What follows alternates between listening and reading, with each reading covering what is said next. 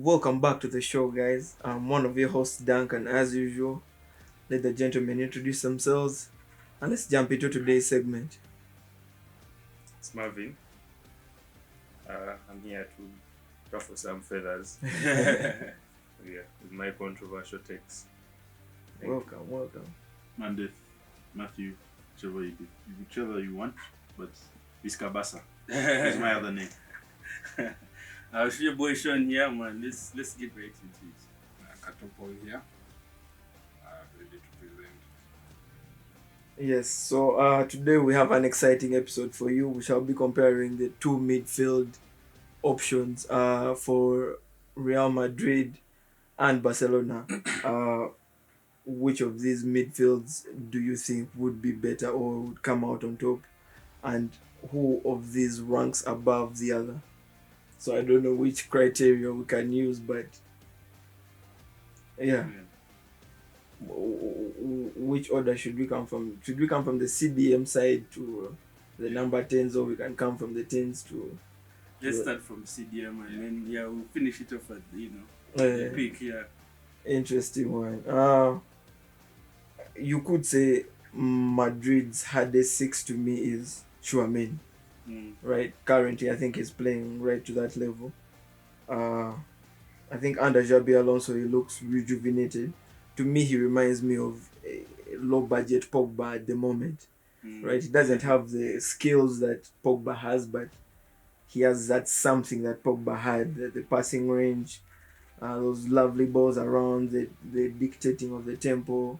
He also kills play, so I think he has the skill set to really be termed as one of the top CDMs at this point in the country or in the world. I don't know, Barcelona, who would you raise Tchouaméni for? Frankie de Jong? I raise academy kids. Anyway, no. But seriously, I think Tchouaméni, from the little I've watched, I've watched. I think he's like you said, I think he has good qualities, but I would maybe liken him to Marc Bernal in terms of that midfield dictation, but obviously we didn't get to see enough games. Marc Bernal was injured, he's coming back in slowly, but in terms of play style, that the lanky, controlling deep, sitting deep, not the fastest, but they have to use their minds to kind of be ahead of everyone. I think that's who I'd compare him to. Obviously, Tchouaméni is like, he has lengths of experience compared to Bernal. Bernal is just starting out in his career, but he'll be one to watch in terms of comparing. And hopefully next weekend, he's fit enough for everyone to see. But I highly doubt, obviously, de Jong might start. Yeah, I have a controversial opinion. Despite being a Madrid fan, I actually think Frankie de Jong is best suited. If you were to compare the two teams, he would give both coaches like the best option for being a defensive midfielder. Not on the defensive side, but more of like dictating the play. Yeah, what he provides to the team.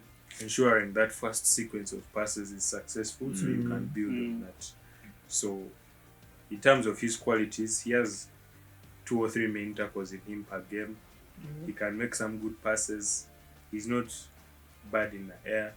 So overall, I feel like he is the overall package, because I know he has a bit of muscle. So he has that package, because you just can't be nice in that space. So I would also agree with Frankie de Jong take.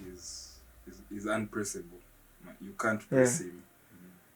Even if you have the best pressers, you're not going to press him. He knows how to progress the ball. He's like Fred Godasa. Exactly. Shout out to him. Yeah. So, and he's an intelligent person. He doesn't need to be the most aggressive. That's why maybe you'll say he has 2 or 3 tackles in him, but he'll do the interceptions. He'll read the game. He'll keep the ball in. He'll make sure the game is played in. He's dominating he'll make sure your team is dominating the ball by making sure his sense is reading the danger. He knows how to intercept the balls. He knows how to position his body to win duels. It's not about muscle only. Yeah. It's also intelligence. How are you positioning your body? Or how are you using your body? So I would also prefer him over the Madrid 6 that Tchouaméni person. Yeah. So I think for that, I'll go with his take, Frankie. I think you successfully rage baited me. So I need to point out, I feel like it depends on the style of plays. Yeah. You see, Pedri is I liken him to Xavi and Iniesta. They're never the strongest guys, but they use what they had. That skinniness, that scrawniness it helps him like navigate through midfield and defenders. So it's a game of style. It doesn't Can I need to rate be bait strong him too. a little bit more? You see, Xavi and Iniesta, one thing they have over Pedri is they actually had stamina. They could go the entire 90 minutes over the course of an average of 34 to 38 games. Those guys could do it season after season. They had stamina. Same body structure as Pedri. But you see, Pedri had... there was that season, was it 2022? So, thank you for When that. he burnt out. But you see, the problem with that was he played the full season, La Liga, Champions League as well, and then Euros. then he went for Euros, then he went for Olympics, Yeah. then he came back, I think he even played under 20. and it's not like he was a fringe player. He was a starter. He was that guy. So I mean, it was inevitable. Then the next season when he came back, Yeah. he played all games. He didn't miss any game. I think he has almost I think he has most games played, or he's like in the top 2 Over a 3-year period. Yeah. But you see, it's like Xavi's reign. I could also, Iniesta had a similar run. 2009, he was cooking. 2010, there was a World Cup in the summer. 2011, keep in mind they won the UCL. 2012, he also had to go for the Euros, and he was the best player at the Euros. So that's a 4-year stretch of no burnout. So I think, have I successfully defended? Man, I don't know about you, but me, I'm not having Frankie over Tchouaméni. I don't think I'm having Frankie over Tchouaméni. I feel like off the ball, I feel like Frankie is someone that can be run through. If you have like a heavy metal midfield of like the club days, such a midfield running at you, I think Frankie may suffer in such a situation. But I won't take anything away from him on the ball. Yeah. The ball is great, and if he has on the ball is also like press resistant, like how everyone in Barca basically is good at reading the ball, interceptions, what not. But I feel like to a certain high level, Tchouaméni can still bring that to the game. Yeah. So me, I'll still go with Tchouaméni. I think it just edges Frankie right now.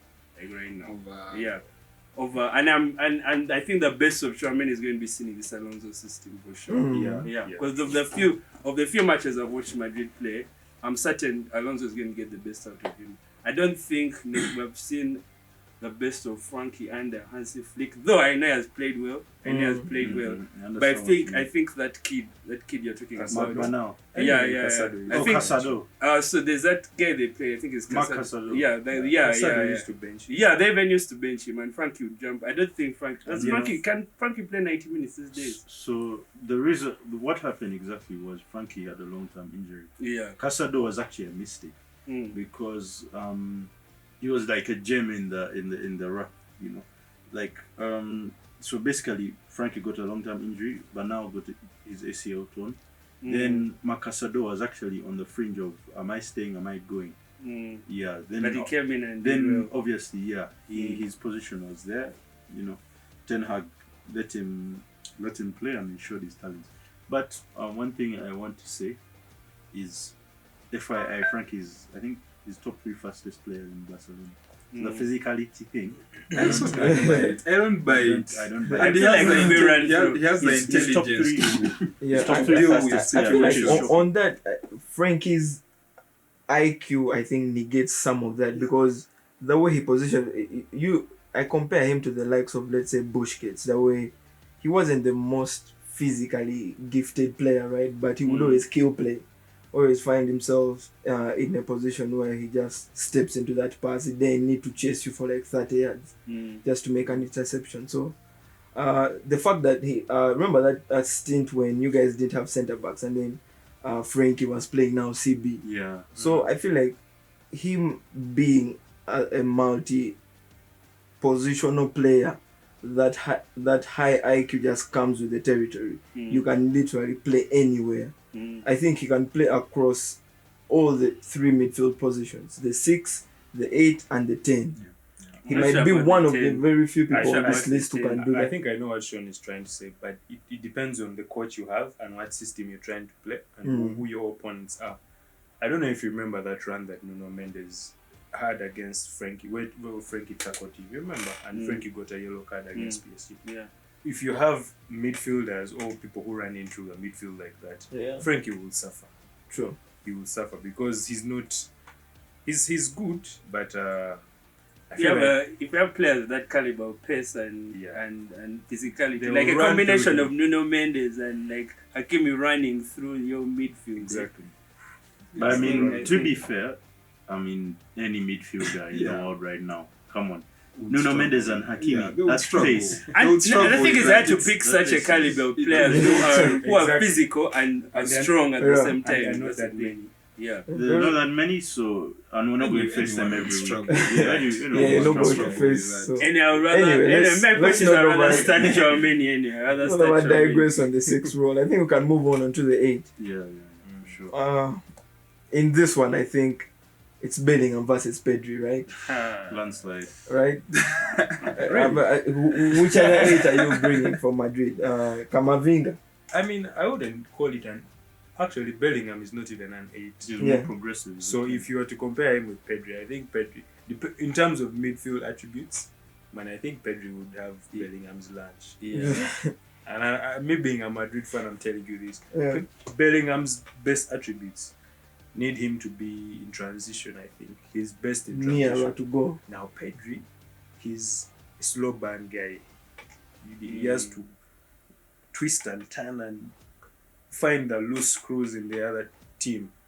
So, but I feel like you can compare Adagula to Pedri because Adagula is now learning how to play from deep. So you can that's the guy to compare him. And I know his offensive bag is to your comparison, I think still Pedri eats his lunch. Just say final pass. Anyone you compare to Pedri, I think at this feel point, like they're just a different. Pedri just snatches your chin. Just a different profile of player. Though I know Pedri, you'd rather Pedri right now in 8 for sure. Over Jude. For sure, like the way you've said it, you have something to say, man. I think it's Bellingham has so much to his game. It depends on what type of ball you're trying to play. Exactly. Like if you're playing the back away, definitely Pedri is better. But like let's say you're playing like a coach comes in and he has to play like let's say like the Manu system where you only two guys inside. I think I'd rather throw Bellingham there actually. Yeah. I'd rather throw Bellingham there actually.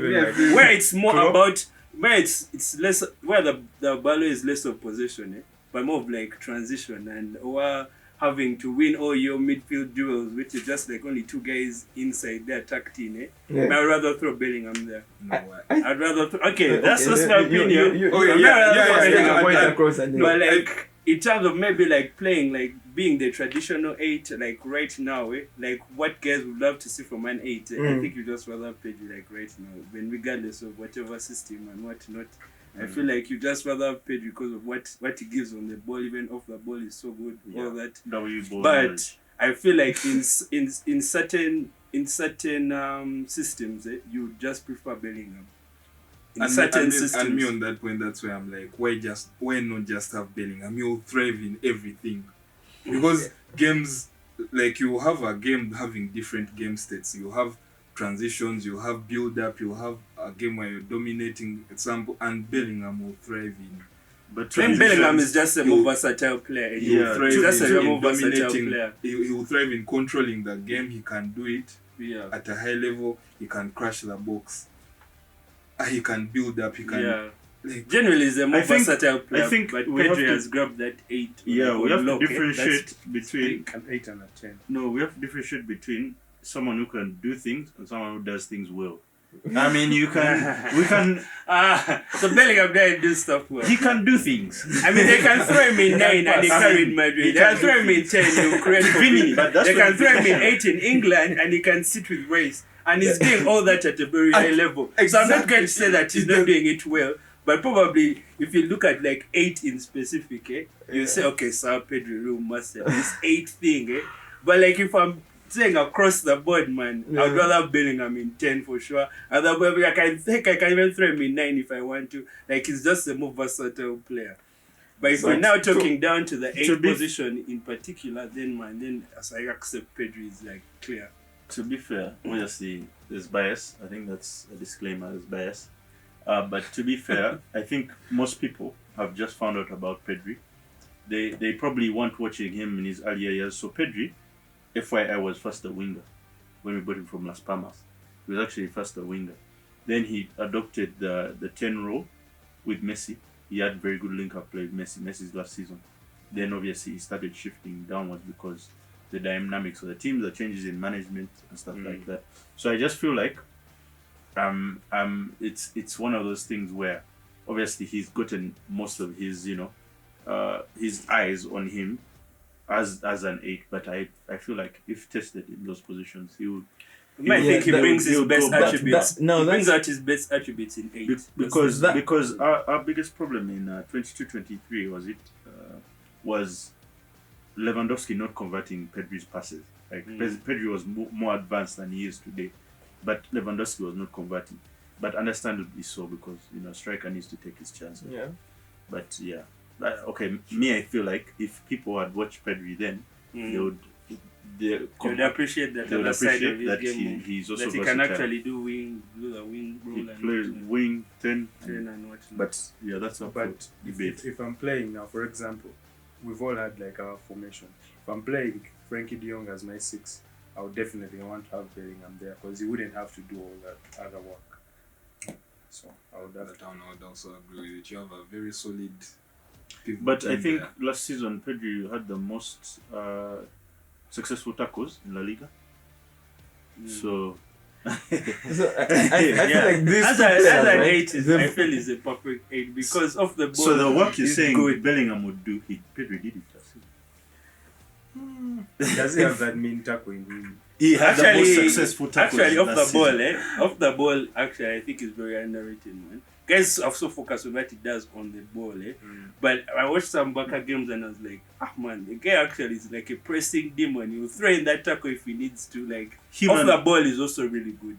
So that's why I feel like in 8, it's a perfect guy like right now, man. Because like in terms of winning the ball, also going forward is good.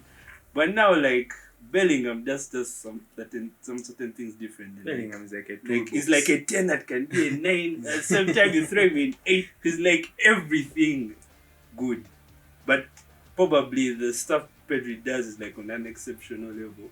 That probably when you throw him in 8 when you throw Bellingham in 8 is just not as good as Pedri in that specific area. Yeah. So would you say we've misprofiled Bellingham in this incident because we could have rated him as part of the 10? Yeah. Right? You could say in an ideal world, right, it would be the CDM we've chosen, Tchouaméni or Frankie, and then Pedri, if you could top that off with Bellingham as the other midfield 3. I think that's like a perfect midfield, right? Yeah. More than any other variation we might choose. We have one last. You're in the 10s. Who are we going for? Dani Olmo versus Adagola. Adagola clears him. I think Adagola clears Respectfully. Adagola clears. This season Gola is playing on a higher level. I think let's be respectful. Adagola played Spain, they smacked him over 7. Man, I could compare the Turkey team to the Spain team. Like, literally, is the only guy in Turkey. I cannot name anyone else in Turkey. There's Yildiz. Okay, maybe Yildiz. But I was struggle to name their starting 11. But Spain, we can name you there. We can. But the whole Spain team, really, right now, man, those are like World Cup contenders right now. I'm not even sure Turkey will make it to World Cup. So you cannot even compare. You can't say because they clapped them 6-0, man. The guys in a way worse team on the national level. Okay, like, okay, we can we can speak on that, but I mean, you can't come from Olmo hammered Bayern one man. I watched that for myself. I think it was like 2 seasons ago. He took down Bayern one man. He won the Euros. He saved Spain so many times. Yeah. He's I think he had did he have more assists than Adagula last season? I think he played more games. He must have played more games than him. So if you can't even start, how can you be clear of? But Okay, but I understand right now. About this season, okay, right? This season, I think Gula surpassed because him. they actually played. Because I think he had actually 2 assists played. yesterday. Turkey played. This season he's been a bit better, but he's been playing on a high level. Because they have actually played him this season, man. Like Ancelotti barely played that game, and this is a system that can bring out the best in Adagula. Yeah. And I think to Gula's profit this season, they've been playing him a little bit kind of deeper to try and learn that whole thing of picking the ball from deep, and then he has Alonso a wide field of vision. Man.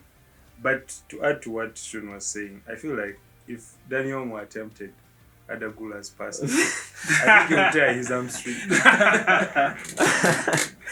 and that's what you want from a 10, right? You want a 10 who has extraordinary pass. Olmo can never keep fit. That's his problem. No, I think it's almost fitness. That's the problem. Yeah, but you see, we have to also recognize we both. Some of us watch more Madrid matches than Barcelona matches. Olmo can ping a pass. It's just obviously it's not going to be out there. Yeah. But I feel like also different strengths. Like you said, the more like Adagula is more of like Yeah, if you give him time, he will pick out. He's more of like a creative and what. Olmo is like the old 10s, like the Kakas, like the winger. He sniffs. Actually, he was a winger in La Masia. Yeah. So he sniffs out chances. So he's like a second striker of sort on the pitch. He's more of like he'll create, but obviously he also wants to score. Yeah, to be honest, so, in my view, I don't really rate him like a number 10. I could see him more of a winger type of 10 if you need him, but I can't see him as an out and out 10 to be honest in my book. Actually, Mandel has raised a very good point. I've just thought about it. Daniel Mo is very good in transition. If you had a coach like Ancelotti, you would be seeing him like top 3 Ballon d'Or like Bellingham. I can assure you. Transition, he's I can't a agree runner. with that. He's a runner. He's not the fastest. Not the fastest, but the way he moves. I've seen him. He's just good I would say he's good in tight spaces. He's very good in running in, like, runs in tight spaces. Yeah. Exactly. But they are not. I wouldn't say. His runs are. One thing I liked about him when he was in Leipzig and even with Spain, if you're playing, for example, like a cup tournament or like international football, you notice that he thrives a lot in Spain. He's like their best or second best attacker. So for me, I feel like, of course, we might not find a position for him on the team, but in terms of what well, Ferran Torres starts, man. No, I think 10 is okay. Find a position for me. 10 is okay. But yeah, I agree with some parts. The other parts maybe I agree more with Sean in terms of he'll have that kachiki run. Kind of player who's not being marked. But I feel like that's when the guy who maybe in our team is more of like a distance runner, like Rafinha. Kick the ball, chase it like a chicken. So where do players like Gavi rate in this conversation? Because no one has even spoken about my guy. Malone. Cardio match. Gavi side. Kamavinga. No one has talked about Kamavinga. Fede. So many names, man. I used to see Kamavinga. I won't lie, like that's a player who was like, damn, Madrid have gotten him. Like he was so good at controlling midfield. I think especially that whole Ancelotti time where he had to, switch roles, switch positions. He became a multi-purpose, kind of affected his game. Yeah, but I think the talent is underutilizing him at this point. A team like United would benefit from a midfielder like that. So, Sajim, man, you should look into that Kamavinga situation. Anyway, lads, I think that concludes today's episode. Yeah. Guys, let us know in the comments which midfield personnel enters the midfield 3. And who of the guys has the best midfield 3 as we've had? Chouameni, Frankie de Jong, the likes of Pedri, Bellingham. Yeah. Otherwise, thanks for watching. Deuces.